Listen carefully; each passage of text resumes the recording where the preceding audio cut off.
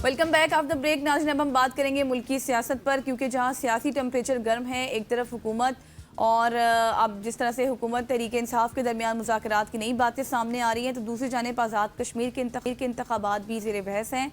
वो सियासी जमातों की इंतखाबी मुहिम भी अब वहाँ तेज़ हो चुकी है। एक दूसरे पर तनकीद का निशाना बनाया जा रहा है। पाकिस्तान पीपल्स पार्टी, पाकिस्तान मुस्लिम लीग नून, बातें ऐसे की जाती हैं कि जैसे इनके इत्तेहाद तो हर जगह मौजूद हैं, लेकिन तनकीद ऐसी होती है कि जैसे आज इनका इत्तेहाद ख़त्म होने वाला है या कोई इत्तेहाद है ही नहीं। फिर पेट्रोलियम मसनूआत की कीमतों के हवाले से भी बात करेंगे आगे चलकर। बिल्कुल ऐसी। और इसके अलावा हम आज आपको बताते चलें कि हमारे पड़ोस भारत में भी कोई हालात ठीक नहीं है। वहाँ की जेंजी और स्टूडेंट तबका इस वक्त गवर्नमेंट के खिलाफ बिल्कुल मैदान में है, और उसकी वजह यह है कि नीट के कुछ पेपर्स थे जो कि लीक हुए थे, जिसकी वजह से वो सब एहतजाज कर रहे हैं। और तकरीबन इस स्कैंडल के बाद 20 लाख जो स्टूडेंट्स थे वो मुतासिर हुए थे। अब उनके बुनियादी जो मुतालबात हैं वो ये हैं कि वहाँ के जो वज़ीर तालीम हैं भारत के, उनका नाम है धर्मेंद्र प्रधान। ये उनको इस्तीफ़ा देना होगा, उनके मुतालबात में शामिल है। फिर जब हाल ही में मानसून के हवाले से पार्लियामेंट का इजलास हुआ, तो उस मानसून के इजलास के दौरान ही जंतर मंतर के इलाके में तमाम तर तलबा इकट्ठे होकर इन्होंने पार्लियामेंट की जानिब मार्च किया। इसके मार्च में राहुल गांधी भी शामिल हुए, जिनको बाद में गिरफ्तार किया गया। और इस वक्त ये मूवमेंट बड़ी उरूज पर है। और इनको काकरोच क्यों कहा गया था? काकरोच जनता पार्टी इस वजह से कहा गया था कि जब इन्होंने कुछ मसाइल के ऊपर तवज्जो दिलाने की कोशिश की थी नरेंद्र मोदी को, तो नरेंद्र मोदी ने कहा था ये काकरोच हैं, इनको हम मार देंगे। लेकिन वो काकरोच जनता पार्टी इस वक्त एक बहुत ही मकबूल पार्टी हो चुकी है इंस्टाग्राम पे, फेसबुक पे। और जो स्टूडेंट्स हैं वो यकीन मानिए कि नरेंद्र मोदी को गालियाँ दे रहे हैं। एक जज ने बोला था, बैग पार्डन, काकरोच। और उसके बाद से ये तमाम तर चीज़ें हुई थी। उसके बाद मोदी को गालियाँ पड़ी हैं, मोदी की गवर्नमेंट को गालियाँ पड़ी। और इस पूरी तहरीक में लोग ये कह रहे हैं कि ये मोदी साहब का एक वतीरा है कि वो कहते हैं कि जय श्री राम। हर जगह पे वो अपने खुदा को सामने ले आते हैं, लेकिन अब उनका जय श्री राम नहीं चलेगा। हम मुसलमान, सिख, हिंदू या फिर क्रिश्चियन जितने भी हैं वो इकट्ठे हैं, और इस निज़ाम के खिलाफ हमारी ये जंग जारी रहेगी। बिल्कुल आप सही कह रहे हैं। और हज़ारों की तादाद में तलबा इस वक्त वहाँ पर सड़कों पर मौजूद है।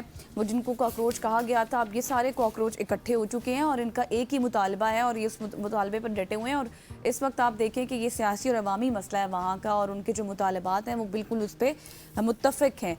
ये मामलात चल रहे हैं जी। इंडिया की हम बात कर रहे थे, लेकिन मैंने इससे पहले आपसे बात की थी, हमारे अपने मुल्क में भी बहुत कुछ हो रहा है। इसी पर बात करने के लिए मैं कौन हमारे साथ मौजूद है अब्दुल क़य्यूम सिद्दीकी साहब, किसी तारुफ के मोहताज नहीं है। Sir thank you so much हो जाएगा। सर सबसे पहले तो मुझे बताइएगा कि पाकिस्तान तहरीक इंसाफ के रहनुमा अली मोहम्मद खान साहब ने मुतालबा किया है कि गवर्नमेंट अब खान साहब को रिहा करे, और या फिर उनसे मुज़ाकरात करे, या फिर पार्टी की जो सीनियर क़यादत है उससे रब्ता करने की कोशिश करे। क्या मौजूदा हालात में गवर्नमेंट आपको इतनी लगती है कि वो ये तमाम तर स्टेप्स उठाने के काबिल है या फिर उठा सकती है? के हवाले से जो इमरान खान का इशू है, इस पर तो जाहिर है कि मुज़ाकरात इनकी रिहाई के हवाले से तो नहीं हो सकते, क्योंकि पाकिस्तान तहरीक इंसाफ का तो सिर्फ एक ही मुतालबा है, और वो ये है कि इमरान खान को रिहा किया जाए, उनसे मुलाकातों का मामला है।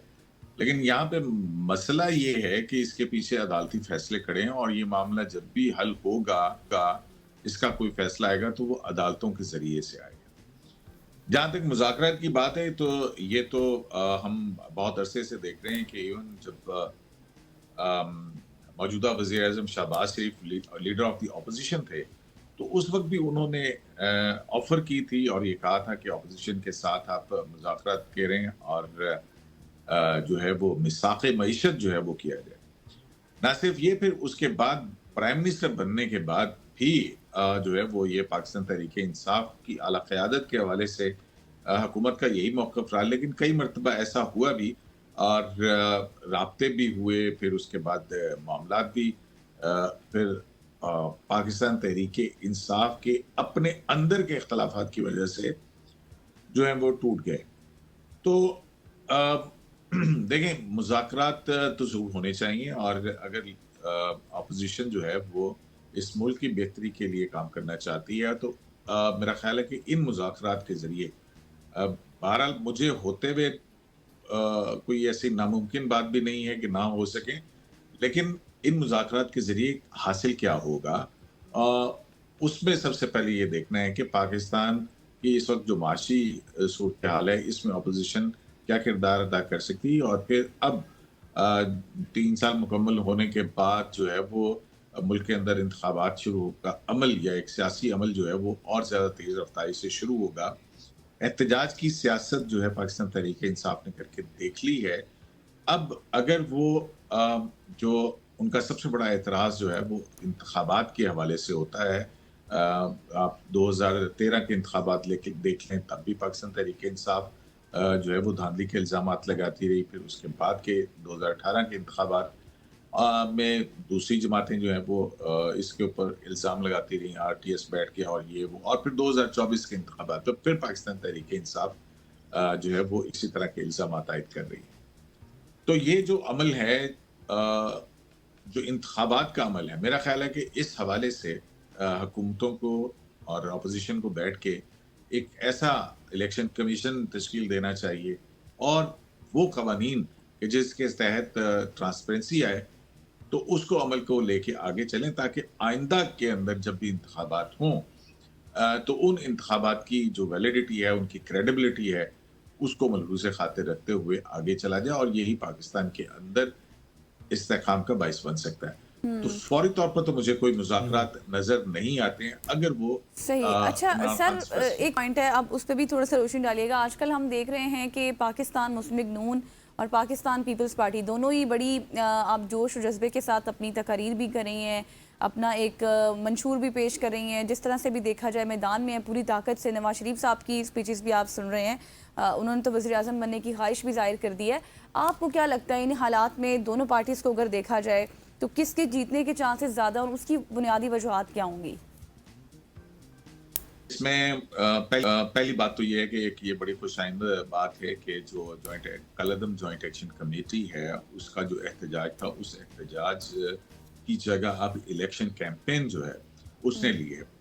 और ये एक जो जॉइंट एक्शन कमेटी के मुतालबात हैं और उनकी जो प्रेजेंस है, वो इस हवाले से बहुत ज़्यादा अहमियत की हामिल भी होगी कि वहाँ का वोटर जो है वो क्या सोचता है और क्या देखता है। और अच्छी बात यह है कि बड़ी मुल्क की दो पॉलिटिकल पार्टीज जो हैं वो सियासी अमल के जरिए वहाँ पर जो आज़ाद कश्मीर की आवाम है उनको जो दरपेश मसाइल हैं उस हवाले से अपने अपने मंशूर जो है वो वहाँ पर दे रही हैं। हम पाकिस्तान मुस्लिम लीग नून की तरफ से देखते हैं कि वहाँ पर आप इस बात से अंदाजा कर लीजिए कि मियां मोहम्मद नवाज शरीफ जो है वो बजाते खुद वहाँ पर इलेक्शन कैंपेन के लिए गए हैं। और दूसरी तरफ बिलावल भुट्टो जो हैं वो भी वहाँ पर मौजूद हैं और बड़ी एक्सटेंसिव इलेक्शन कैंपेन जो है वो वहाँ पर वो कर रहे हैं। बिल्कुल गिलगित और बल्तिस्तान के इंतखाबात के अंदर हमने देखा है कि बिलावल भुट्टो जो है उनकी कैंपेन की वजह से और उनकी वो सारी जो भी उनका मौक़िफ़ है उस हवाले से गिलगित बल्तिस्तान के अंदर वो हुकूमत बनाने में कामयाब हुए। ये इलेक्शन बहुत दिलचस्प होगा, मज़ेदार होगा और प्रेडिक्ट करना जो है वो मेरा ख्याल है कि अभी कबल अज़ वक्त है। लेकिन जाहिर है कि दोनों बड़ी पॉलिटिकल और मैच्योर सियासी जमातें हैं, इनके दरमियान गो के इलेक्शन आज़ाद कश्मीर का, लेकिन तंज के तीर जो हैं वो यहाँ पर आप देख रहे हैं कि इन इंतखाबात के हवाले से भी आज शर्जील इनाम मेमन जो हैं उनका स्टेटमेंट जो है वो फॉर्म 47 के हवाले से उनका मौक़िफ़ सामने आया। उज़्मा बुखारी जो कि इत्तलात की वज़ीर हैं पंजाब की, उन्होंने जो अपना वहाँ पे उधर से जो मौक़िफ़ आ रहा है और अच्छा है कि इंतखाबात की हमाहमी और हंगामा खेज़ी जो है बढ़ेगी। लेकिन ये दूसरी तरफ हम देखते हैं कि नताइज ख़ां क्या भी हों उसको प्रेडिक्ट को तो मेरा ख्याल है कि हमें भी नहीं करना चाहिए। हमें भी इंतज़ार करना चाहिए कि जब तक के आम इंतखाबात हो नहीं जाते हैं। 27 जुलाई कोई ज़्यादा दूर नहीं है, 2-3-4 दिन की बात है। लेकिन इस वक्त जो है वो पोजीशन जो है वो वहाँ पर जो गठजोड़ है और जो ठीक हो गया। सिद्दीकी साहब हमारे साथ और भी सवाल हैं जो कि हमने आपके सामने रखने हैं, लेकिन यहाँ पे वक्त हो चाहता है एक शॉर्ट सी कमर्शियल ब्रेक का। ब्रेक लेते वापस आते हैं, हमारे साथ रहिएगा।